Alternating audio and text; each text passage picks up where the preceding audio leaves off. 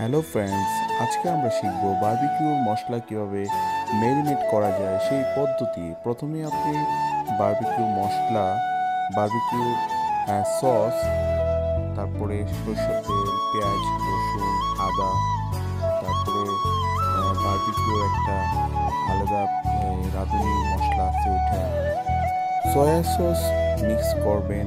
অবশ্যই সবগুলো মশলা একসাথে রেডি করে আপনার ম্যারিনেট করে 1 ঘন্টা মুরগির সাথে মিক্স করে রেখে দিতে হবে। 1 ঘন্টা পরে আপনারা খাওয়ার জন্য রেডি করবেন। দেখুন দেন দেন তেল আনেন নাকি? ওই যে পিছনে আছে ওই ভাই, এমনি রেখে দিনি কেন?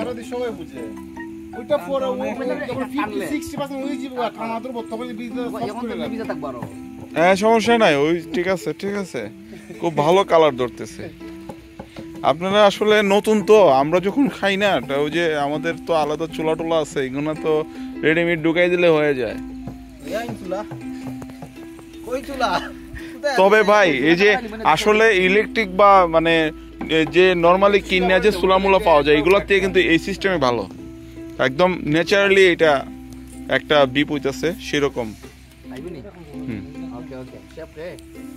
এই যে আমাদের শেফ সাহেব বসা, হ্যাঁ হ্যাঁ, বিশেষ করে আজকে আমাদের বিশেষ অতিথি এই প্রোগ্রামে।